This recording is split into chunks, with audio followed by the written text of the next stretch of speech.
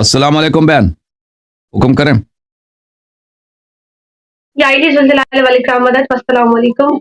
अलैकुम अस्सलाम रहमतुल्लाह, हुक्म करें बहन। कहाँ से कॉल किया आपने? जी भाई, my self Maria Alvi, I am from Pakistan, Faisalabad. Ji sister, हुक्म करें, क्या हुक्म है आपका? जी क्लास आई थी और कोई पता टेक्निकल इशू था जिसकी वजह से बात हो पाई, वजह से जी आज कॉल ओपन हो गई। Sorry for that. Ji, last time मैंने आके याइली जुलजलाले वाले रहमता और उस पर बहुत से लोगों ने आपसे कुछ सवाल किए थे। आपने ये कहा याइली जुलजलाले वाले रहमत कहना, पहले आपने कह दिया कि ठीक है, जायज़ है, कह सकते हैं। बाद में आपने कहा कि ये नहीं करना चाहिए, ये कुफ़र है या हराम है, आपने ऐसा कुछ फतवा दिया था।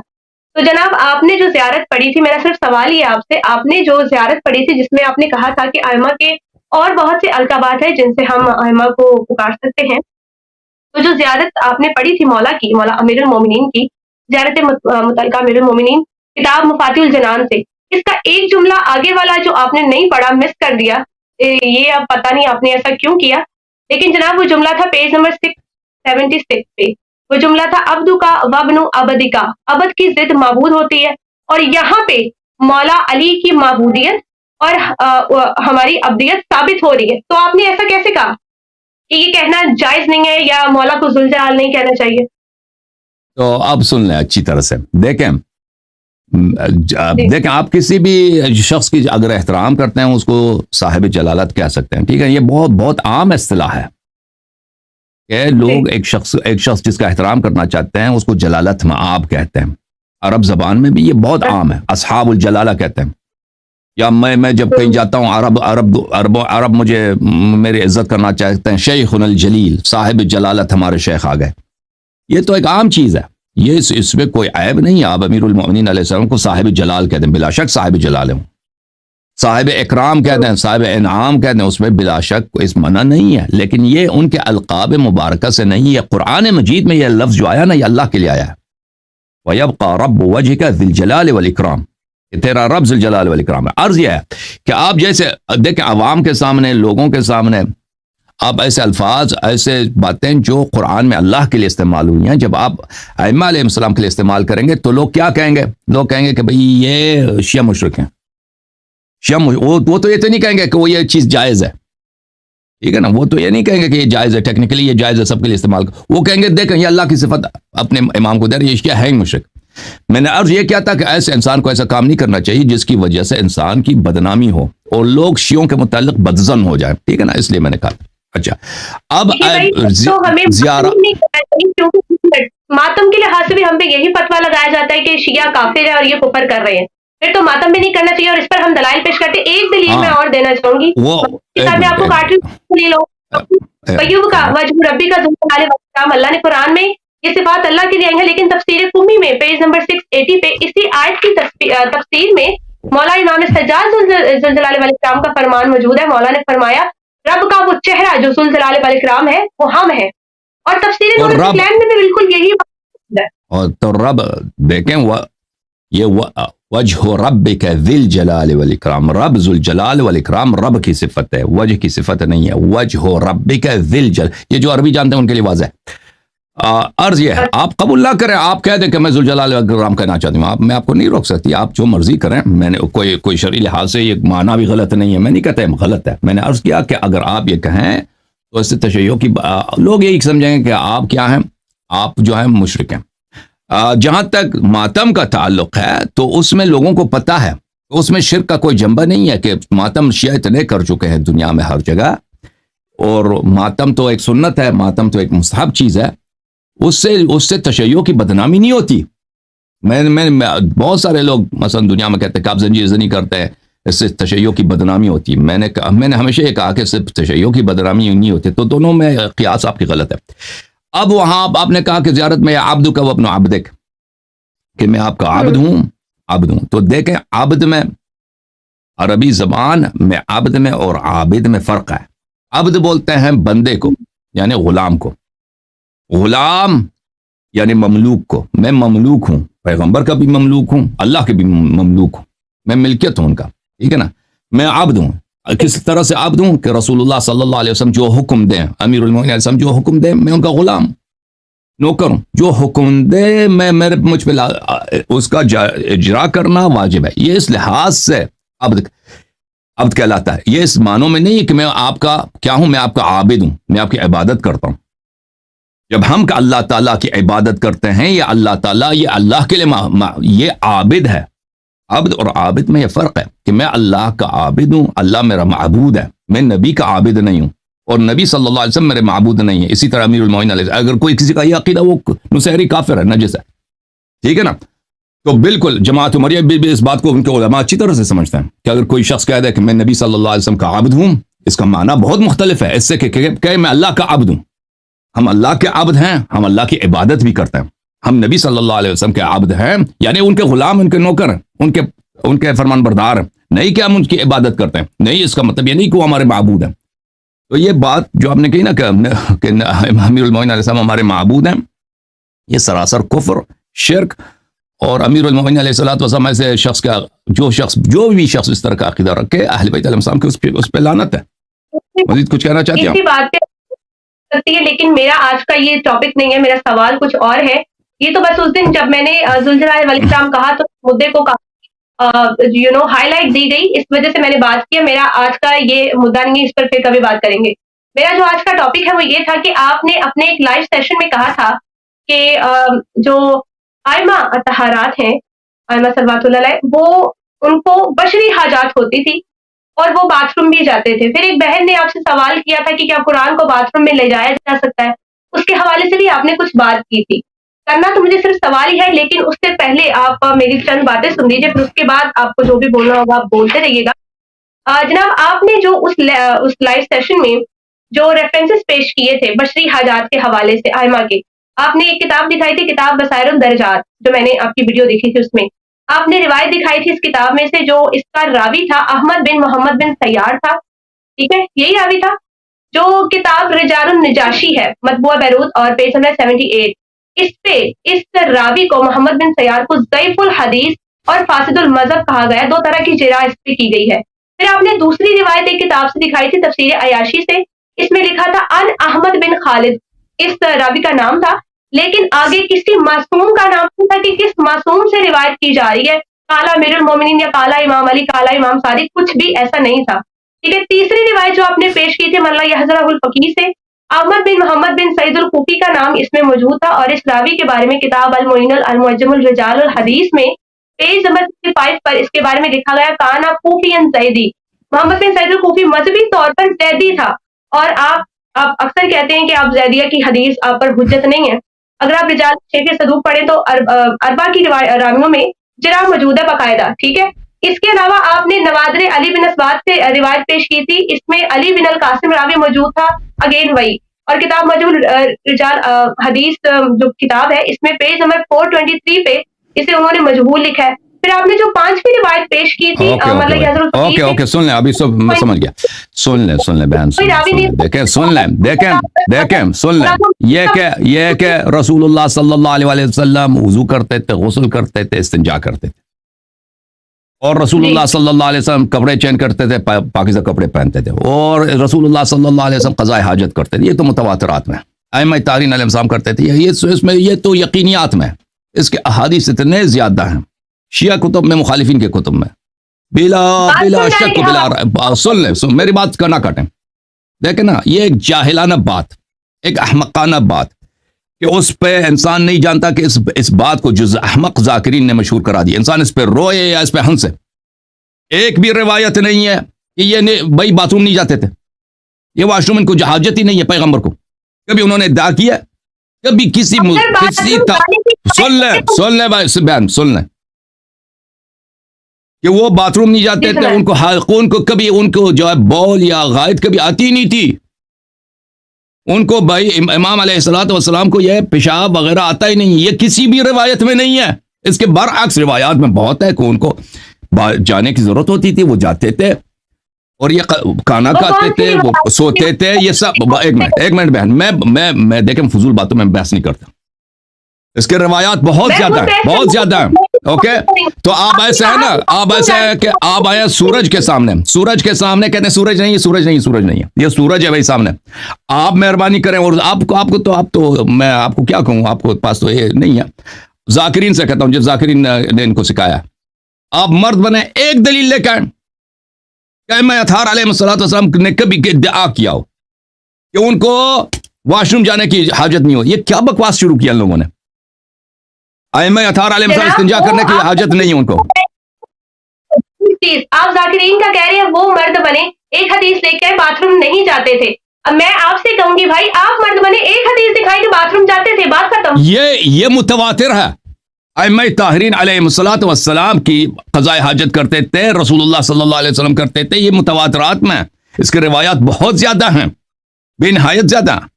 میں نے اسی سیشن میں 4 5 6 حدیث دکھائی تھی، اس کے علاوہ بھی بہت زیادہ ہیں.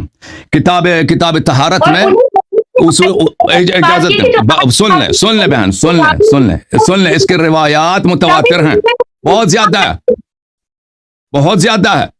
ٹھیک ہے نا. آپ کہتے ہیں کہ راوی ضعیف ہے، تو بات سن لیں. میں زیدیوں کے کتابوں کو حجت نہیں سمجھتا. اگر ہمارے کتب میں، کتاب کلینی میں، کتاب کافی میں، کتب شیخ صدوق رحمۃ اللہ علیہ، کتب شیخ توسی رحمۃ اللہ علیہ میں کسی زیدی کی حدیث آ جائے یا کسی غیر شیعہ کی حدیث آ جائے، وہ حدیث صحیح ہوتی ہے. اس کی وجہ بہت زیادہ ہے. آپ کو یہ باتیں نہیں معلوم، آپ کو علماء کو بھی نہیں، آپ تو کچھ بھی نہیں ہے، علماء کو بھی نہیں معلوم. یہ کتاب ہے، ملاحظہ فرمائیں، میں آپ کو ایک کتاب دکھاؤں. کتاب الاصول 16 من الاصول الاولیہ فی الروایات واحادیث اہل البیت علیہم السلام، چاپ دار الشبستری ام المقدسہ ایران میں. یہاں پہ ملاحظہ فرمائیے، حضرت امام محمد باقر علیہ السلام فرماتے ہیں، جابر بن یزید جعفی روایت کرتے ہیں، ان لنا اوعیۃ نملأها حکما وعلما. ہمارے ایسے اصحاب ہیں جن کے دلوں کو، جن کے اذہان کو ہم اپنے علم سے اور حکمت سے بھر دیتے ہیں، ان کو احادیث دیتے ہیں. ولیست لها باہل، اور یہ ہمارے احادیث کے اہل نہیں ہیں، یا تو مثلا عمری ہے، یا تو شکاکوں میں سے ہیں، یا مثلا فاسد العقیدہ ہے، لیکن ہم ان کو احادیث دیتے ہیں. فَإِنَّمَا نَمْلَأُهَا لِتُنْقَلَ إِلَى شِيعَتِنَا، ہم اس لیے ان کو احادیث سے بھر دیتے ہیں، ان کو احادیث سکھا دیتے ہیں، کیوں؟ ہمیں پتہ ہے کہ یہ لوگ ہمارے احادیث کو نقل کریں گے.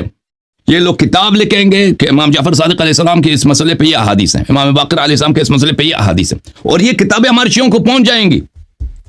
فانظروا الى ما في الاوعیہ فخذوها، ان ظرفوں میں دیکھ لو کہ ان ظرفوں کو جن ہم نے حدیث میں سے برا ہے، اس میں کیا ہے، اس کو تم لے لو ہمارے احادیث کا. ثم صفوها من القدورہ، اور اس ان کے کتب میں اگر اس کے اپنے کچھ اقوال ہیں، اپنے کچھ رائے ہے، اس کو چھوڑ دو. ان کی جو قدورت ہے اس کو چھوڑ دو، ہمارے اقوال کو ان کتب سے لے لو.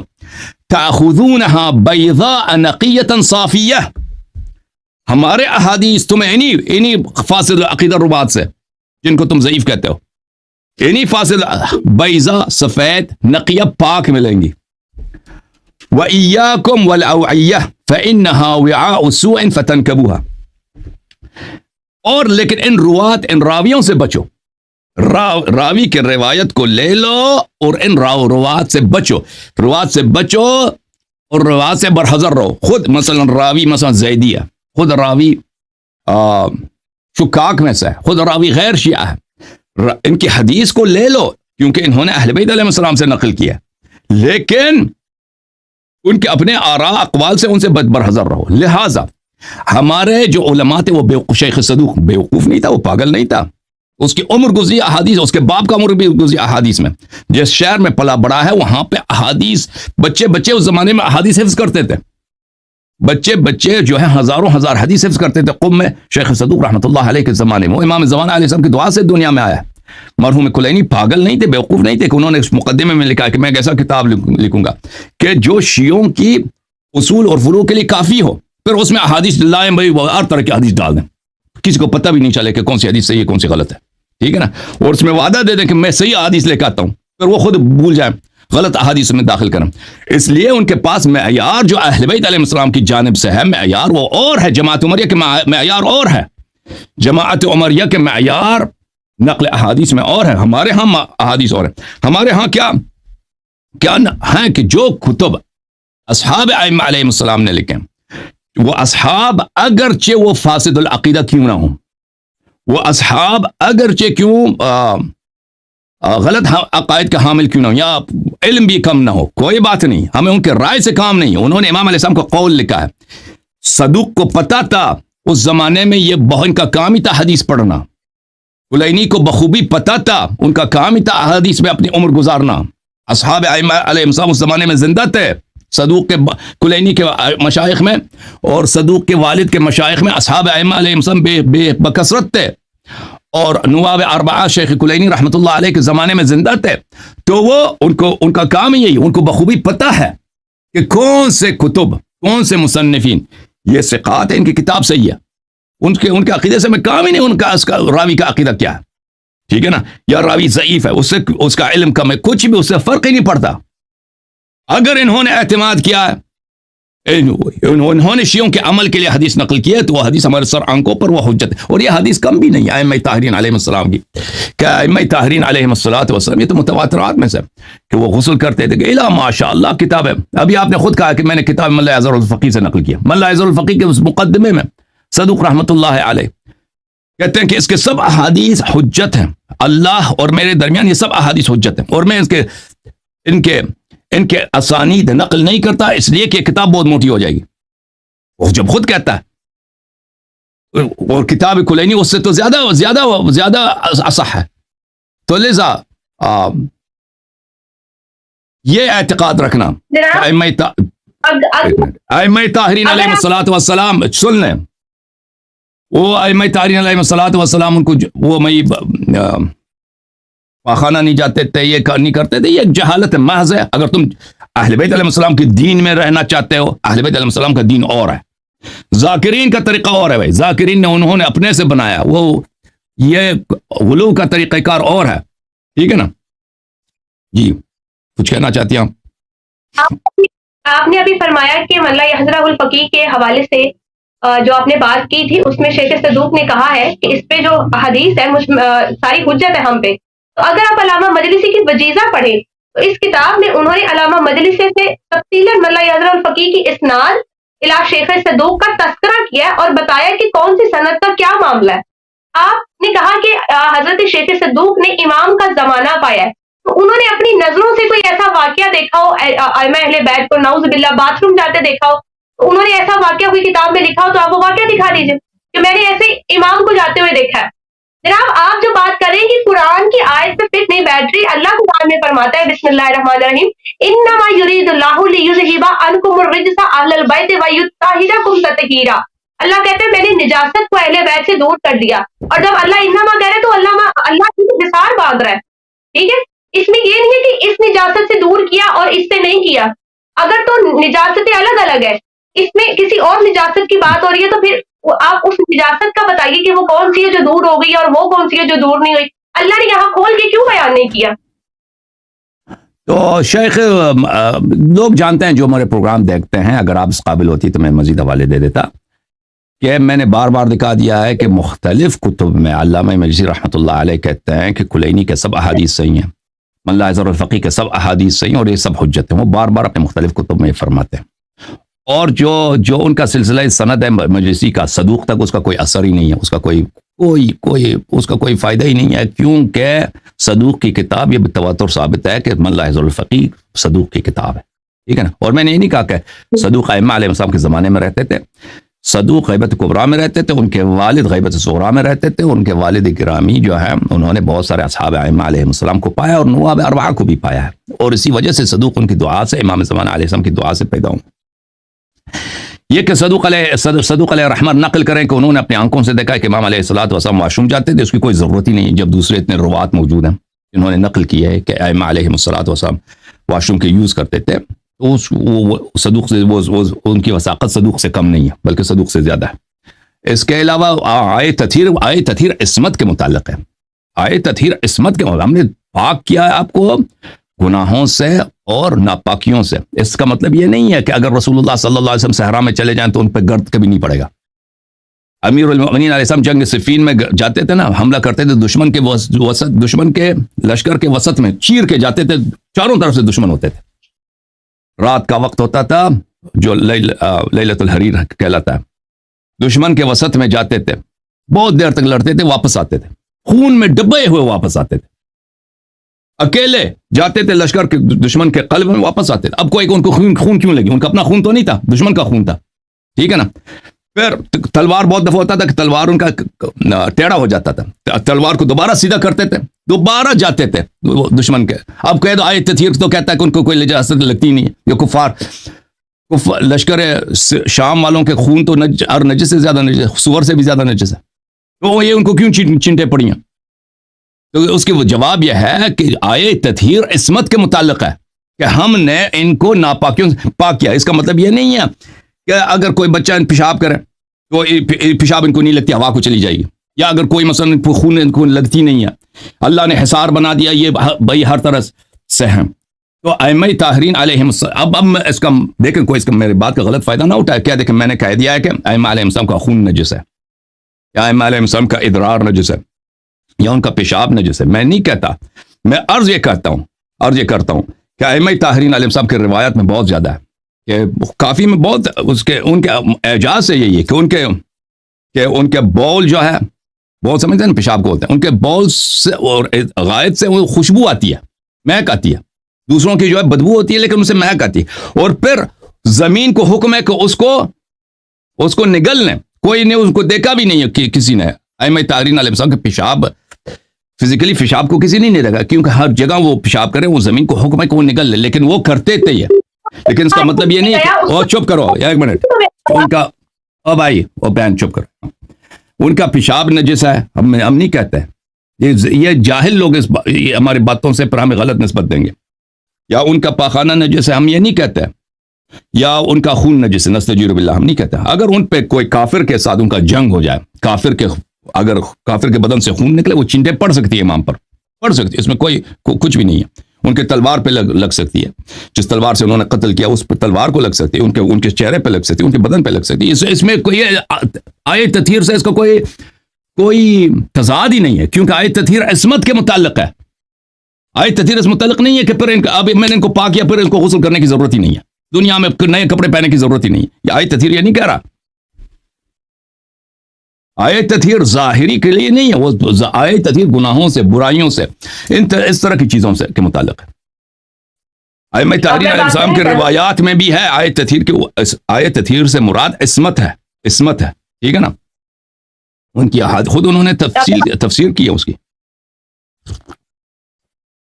جی آپ نے ابھی کہا کہ وہ فزیکلی کسی نے نہیں دیکھا ان کو باتھ روم جاتے ہوئے, پھر آپ نے کہا کہ وہ جاتے نہیں میں نے نہیں کہا, آپ اچھی طرح سے نہیں سن رہے. لوگوں نے دیکھا ان کو باتھ روم دیکھے ہوئے, متواتر ہے. آپ نہیں سن رہے نا, متواتر. ان کے بول کو کسی نے نہیں دیکھا. ان دونوں باتوں میں بڑا فرق ہے. ائمہ طاہرین علیہ الصلوۃ, بھائی ان کے پیشاب زمین کو حکم ہے کہ ان کے پیشاب کو نگل لیں, ان کے مدفوعات کو نگل لیں, لیکن وہ باتھ روم جاتے تھے. لوگوں نے دیکھا, یہ متواترات مارس کرو, متواترات میں امام نے خود کہیں کہا ہے کہ آج میں باتھ روم گیا تھا اور زمین نے نگل لیا ہے, اور اس طرح کی, جی ہاں, اس کا پورا باب ہے. آپ ایسے آگے مناظرہ کرنے کے لیے چلیں, آپ چلی جائیں, میں آپ کو حدیث دکھا دیتا ہوں. خدا حافظ آپ کا, خدا حافظ. جو حال سے میرے, ایک منٹ.